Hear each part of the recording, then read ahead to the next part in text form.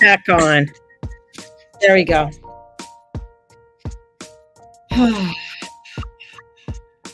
Hello, everybody. I am back on. So sorry about the disruption before, but I don't know if any of you have air sign children. Anyways, not that maybe somebody would say like maybe I appease them too much, but they are very persistent in what they are wanting to do. So I was talking about the energies. I was talking about the raise in vibration and the optics of vibrational change that are coming through to Gaia, and how many different transitions that we are going to be going through in 2024. Now, I will be going through some of this in a little bit more detail coming up on my peek into 2024, and I'm going to do a few of them. I think I'm going to do another one again in January, so that because I know there's a lot going on for people. But anyways, so this is for us, diving into this new spiritual part of ourselves. And I think when we look at it, things that change for people, especially spiritual, is their jobs. It could be their community that they hang out with, residents, where they live. People move, people go to a new place. So a lot of these different parts of our lives start to change, and as we're going through these transitions, it's like we come into a place that of loneliness, because that's a place of discovery, and it might feel like we are not moving anywhere, we're not going anywhere. It's just like feeling like a plateau, but that plateau is a place of learning. It's a place of really re-understanding who we are, coming into more of an alliance, and really taking that time to nourish ourselves and nourish the new journey that we are partaking on, and discovering our new, because we're breaking down old belief systems, uh creating new ones. Values are changing, where something that we might have really like we had to have or we had to do is now like, no, that's not important to me anymore.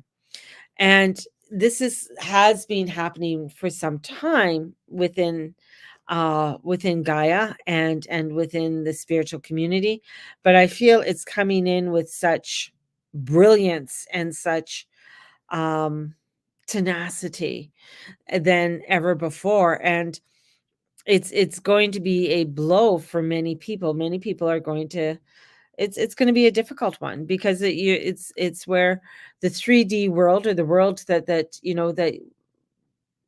we're so drawn into, from the dramas that we see from either war, starvation, strife, and all of that. um we get drawn into that, and then we feel like there's no other way. And here's this newness that's coming in, that's showing us a new way of looking at the world, right? Oh, Lexi, and you came in at 11:11. God bless. Yeah, I came back on. My daughter kept calling and calling and calling. So, and even though I texted her and said I'm on a call, didn't matter. So she had to have a chat, so which is fine. So I called her back, but yeah, I don't, I was there listening. I feel there's, such changes that are coming forward, and for many, it is going to be a difficult one, because just with the values and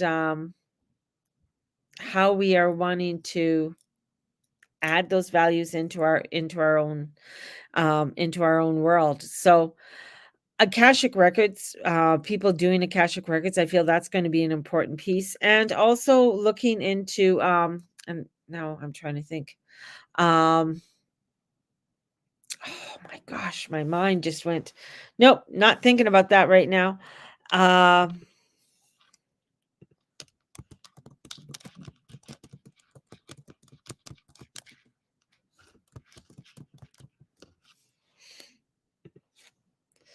so looking more into human design. So human design is sort of and then there's one up from human design. So human design is it's a type, a fascinating type with a unique characteristics. And design, what it does, it brings in the I Ching, it brings in numerology, and it brings in astrology. And then there's different gateways that are part of our genetic makeup, which is based on our birth chart, and how these different gateways are aligned to the different planets and how those planets play within our own world. And manifest, working with human design is something that I feel is going to be more people are going to be getting into it. More people are going to be really looking into it. And even for myself, like I've kind of dabbled into human design. And what I love about it, it does bring in the astrology, right? And when we look at the human design, where we have um, different areas. So there's manifestors, manifestor generators, projectors, and reflectors. And so there's the different areas. For me, I'm a projector, so I'm 20% of the population. Manifestors are 9%, reflectors are 1%, generators are 38%, manifestor generators are 32%.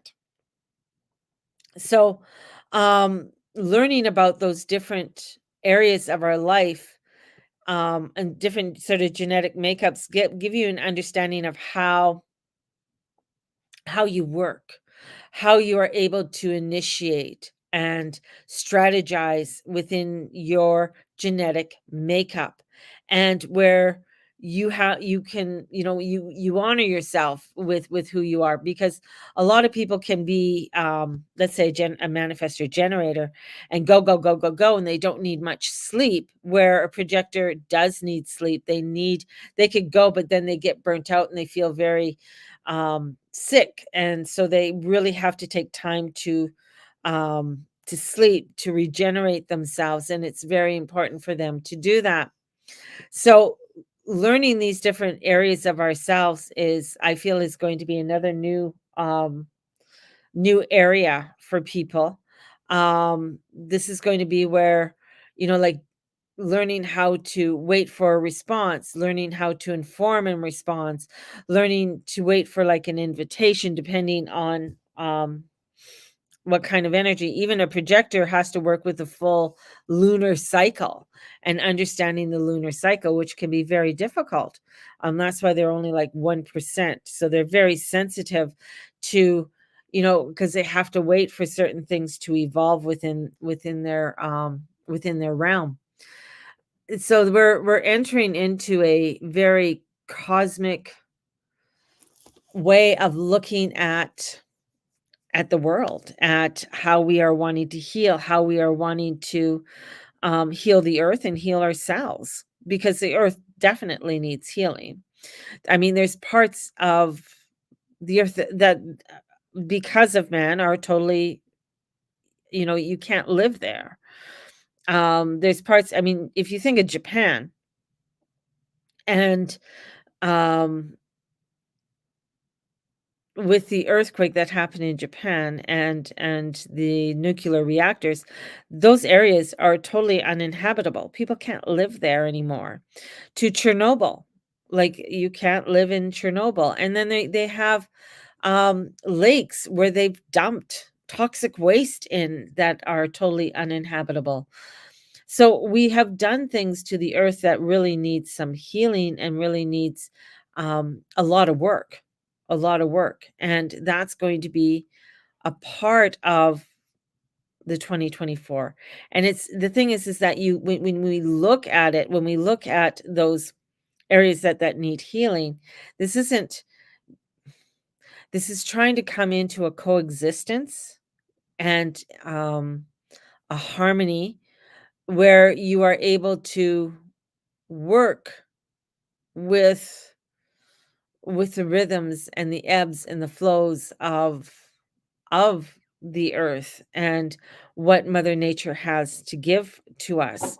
And this is where I feel like it's like almost like a fine line, because it's not a where globalists and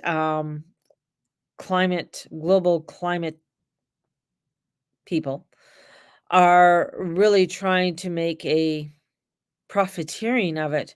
And this is where you're going to find information coming out where a lot of it is false. It's a part of another agenda that's wanting to force people into a box, so they can't expand, so they can't create, and they can't step out of line.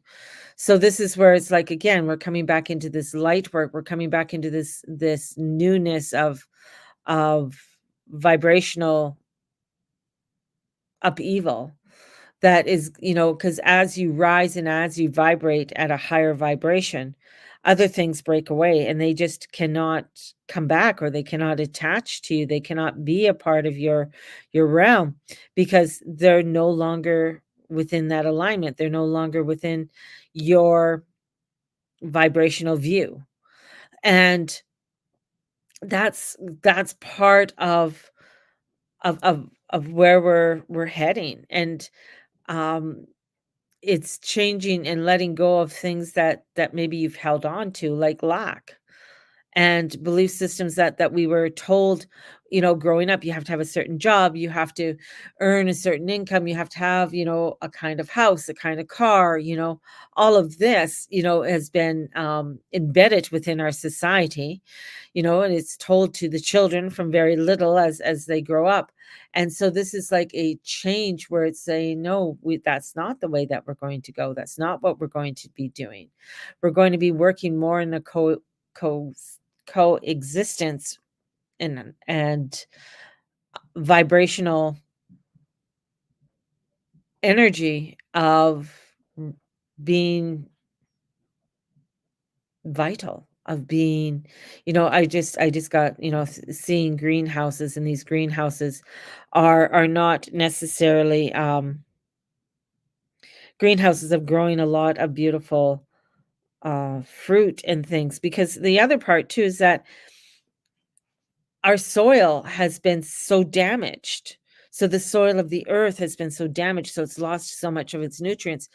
We have to start putting those nutrients back in.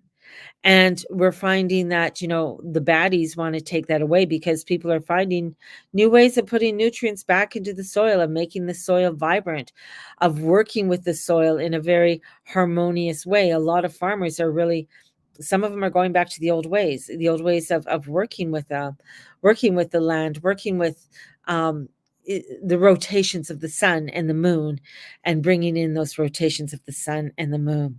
And this is where, when you're doing that, you're starting to bring in the different elements, and those different elements have a connection to, say, Venus, to Mars, to the moon, to the sun, and working with those different elements and bringing back the vibrance of the earth, the vibrance of the soil, right? So there's all of this reconnection that's happening.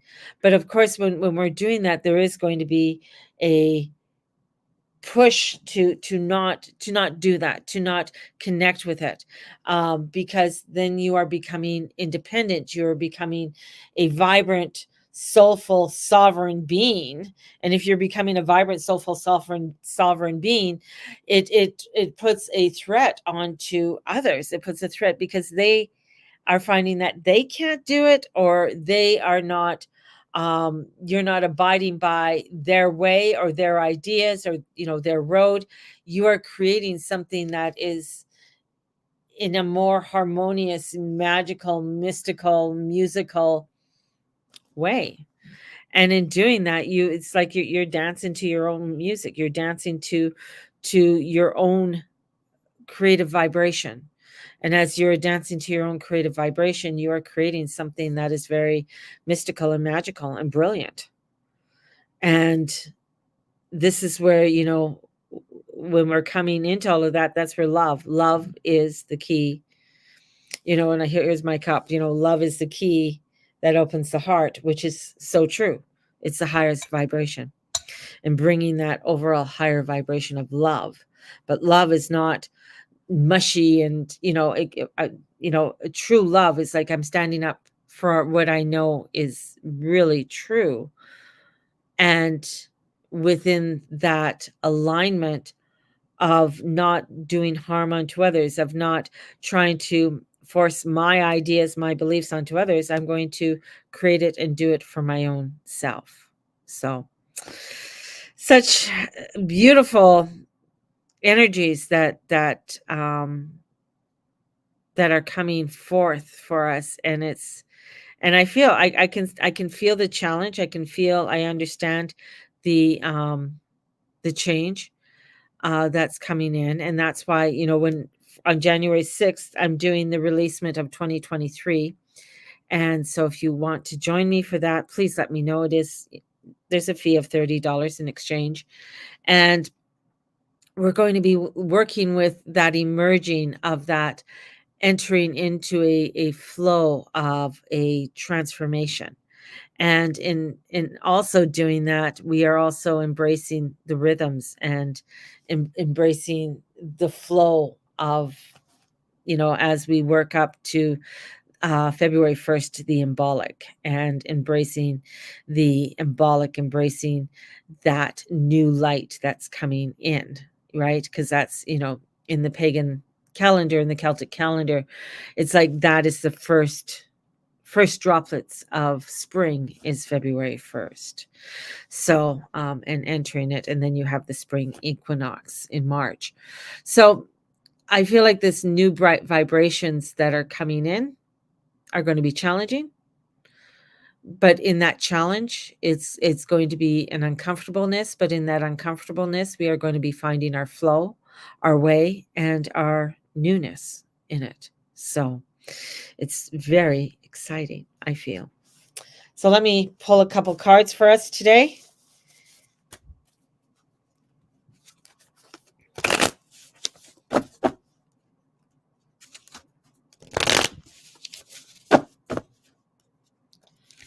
So thank you for all those who have returned, and thank you for those who watched the replay.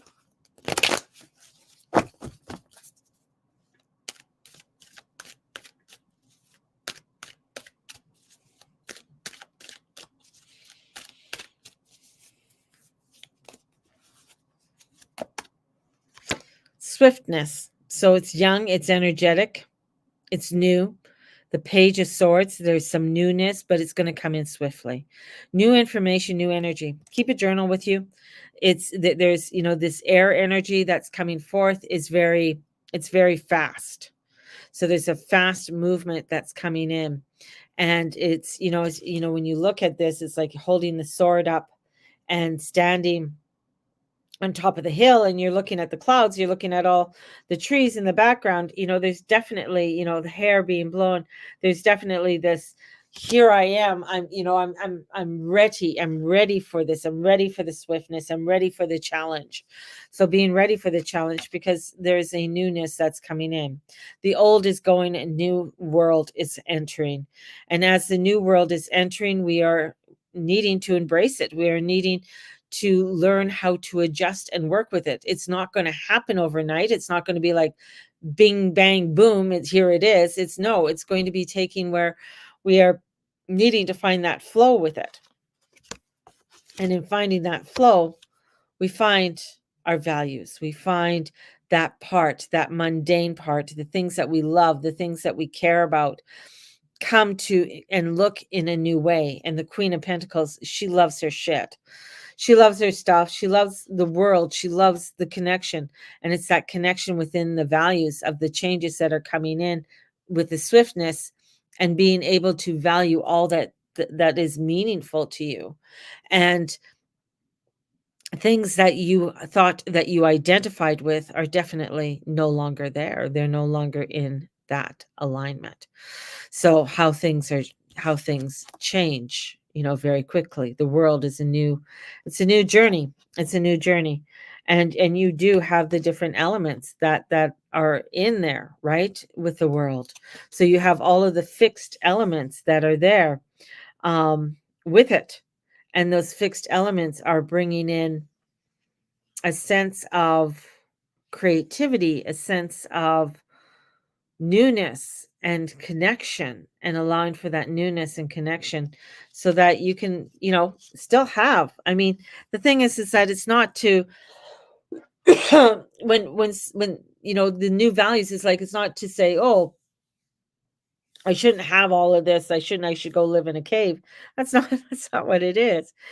It's still value, you could value your home and still have your beautiful home and your car and things like that. It's not wanting to take away our, because that's where the queen comes in, not taking away your muggle world. I mean, you're still going to have things, you're still going to have them, but the way that maybe you approach them, the way that um you know you might you might like to have wine every weekend, and all of a sudden you're not having the wine every weekend because you don't value that. You'd rather bring in something different, or maybe you're starting some new routine, right? Um, in what you are wanting to do. Maybe it's like, oh, well, I'd rather go out and start doing expressive dance or something, take up belly dancing, movement, coming into some new form of movement. Um, that's, bringing in a new expression of yourself. That's part of the change. And it's quick. It's not a slow because we are moving into a lot of air energy coming into the um, air and fire. So this is like, whoa, things are going to move, and they're going to move swiftly.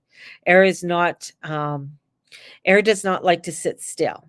Like, if you ever watch an air sign or somebody with a lot of air in their chart, you see that it's very difficult for them to sit down. It's very difficult for them to, they're usually fidgety, they're usually moving, they have to be doing something, right? They could be tapping their fingers. They could, have a pen, and then they're doodling and they're watching you, but they're just doodling and writing and things like that. That's air signs. So you're going to find, and if you're not used to it, so if you're an earth sign and you're not used to all of this air being around you, it could be very frustrating. It can be very overwhelming. That's where tornadoes happen, right? When the air hits the air hits earth, you get those crazy tornadoes. And then it's like, oh my God, I feel like my life is out of control. And and tornadoes pick up things, right? And that's where you gotta come into where the embracement of the movement, of the dance, of the flow. And it is one that is, if you I was gonna say, if you're not used to a lot of hair, it's difficult. It is difficult. Same if you're not used to having a lot of fire around you, a lot of fire energy. If you've worked with anybody who's a double Leo, I mean, for a lot of people, they drive them fucking nuts. They think they're egotistical, they think they're righteous, and it's that's just because they come out so strong and so bold, right? And and it's, that strong and that boldness can be very overwhelming for them.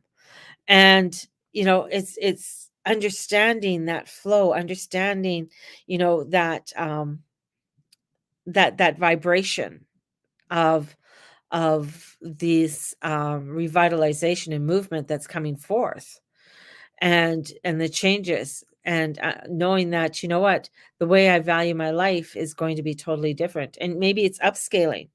Maybe it's upscaling how you live and how you work and how you do things, where it's like, oh, well, you never thought you deserved certain things in your life, right? And now it's like, okay, well, can I have that? Can I do that? Can I embrace this? And it's like, yeah, you can. Embrace it, love it, enjoy it, right? And when you embrace and you start embracing the things that you love, Queen of Pentacles, then you start seeing, oh, okay, I can have beautiful, mystical, magical things around me. I can have these beautiful, wonderful communities that are vibrant and effervescent within my life. I can bring in the scrumptiousness and the juiciness of the fulfillment of the world around me. And that's so beautiful when you're able to do that, right? It's so beautiful. But air movement, hi Shar, air movement is a lot. I'm just telling you guys, because we are in the energies of air. I mean, from that Jupiter and Saturn conjunction that happened on was it New Year's Day 2022? It was like here, and that's the first time they met. Well, I won't say that's the first time they really met, but that's the first time at a starting point, which is Aquarius. They came in and they said, "Here we are," because every time Saturn and Jupiter meet now, it's going to be, because that's like a 30-year cycle almost, that they meet will always be in air signs. And the last time they actually met in that was over 500 years ago. So a change, a vibrance, a renaissance that's coming in, that is going to get us to really look at the world around us and want to bring in newness, new technology, new scientific ways of doing things, and bringing in a new forms of healing, and bringing it down into the earth, bringing it into our everyday world, where it's not just up here, but that's coming down into our vibrance, coming down into how we work and how we react and how we connect with one another. So it's really a, as we're moving forward, and as we're moving, even over the next 3 weeks, with Mercury retrograde, is really going to be a challenge for many people. I see it as beautiful, and I don't see this Mercury retrograde as crazy as what a lot of people think it is. But I see it more as a vibrance of understanding and learning, and putting in new foundations, and putting in those new foundations. And sometimes, if you've ever worked on a house, or built a house, I mean, putting in footings and things like that, it's not an easy job. It's not. Putting in the groundwork is not easy, but that's what we're doing. We're putting in this groundwork in order for us to have something that's sustainable. Because when wind starts to blow, you don't want to have whatever you're creating get blown over, because the winds can be very strong and the current can be very strong. So this is really bringing in a stronger foundation. And a lot of people who are wanting things to go a certain way, or they're thinking, well, I've always done it this way. No, no, it's no, it's just not going to work. It'll be either too heavy, too dense. It's going to be something that is totally different, which is great. And that's why the new road comes in. So there you guys go. Thank you guys for coming back in. Because and the other thing is, like, when my daughter calls and she starts calling more than once, I get more worried about her than I do about the boys. Like, why are you calling so much? So, anyways, sending you guys out so much love. If you want to book in a reading, I know I said Advent surprise. My readings are $100 right now. If you're wanting to do the peek into 2024, definitely it's $30 if you want to register. I have 2 people that are registered. If you have said you want it to come in with me, just give me that reminder, please. And also the releasement of 2023. Working on the book right now. It's another book. So if you are wanting to do that. Took her call. Yeah. So yes. Yes. So Charlene's saying yes to something, but she's a Leo and I don't know what she's saying yes to. Ah! So it's like cat comes in. Yes, I like that. Yes, I like that. But yeah, if I definitely will put if you're saying yes to the 2024, the peak into 2024, okay. We could look at, I'm putting your name down there right now. I'm saying, and your name is Charlene, and I'm putting Charlene's name down there, Charlene. So now I have 3 people. So, and peek into and the end of the year. The releasement of 2023 on January 6th, I can put your name down there for that too. Yes. Okay, gotcha. I got you covered, girlfriend. So, so we have those. Those are yeah, I'm looking forward to the year. I'm looking forward to really working with the Celtic wheel and embracing the new vibrations that are coming in, and quite excited about it all, and trying to keep myself as open-minded as a Scorpio in the fifth house can be. So have a blessed one, everybody. Have a great day. I am going to go to a um where am I going to? I'm going, and it's here in Calgary. Let me get to my page. It's called Baba's Bazaar and Psychic Fair. So I'm going to that. So Bubba's Bazaar. Oh yes, I had high tea yesterday. I'll post a little bit on that. High tea was wonderful.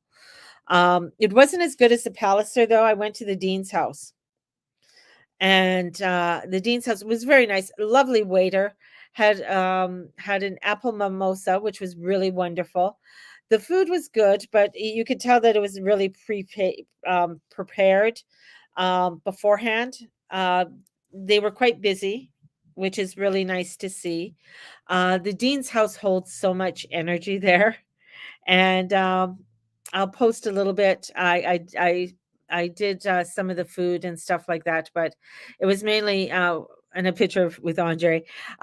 It was just a connection back with Andre, and having to connect with Andre again. He's a very lovely client of mine, very beautiful friend, and his ancestors all come in, and he goes all the way back to the Danes, Dane royalty. So it's quite interesting when his great grandmother comes in, and her thoughts on the royalties. And oh, that's a whole nother area too. When no, see, look at, she got me off topic, but if you think about it, the king is going to do homeopathic. Homeopathic isn't what you think homeopathic is. So, especially when it comes to royalty. So there's a whole road that I've been diving down on, and that's where that book came in and stuff, that on mummies and stuff and skulls, that very interested in. I saw it on Kindle, so I might just get it on Kindle because it's a lot cheaper than the hardback, or trying to get the book.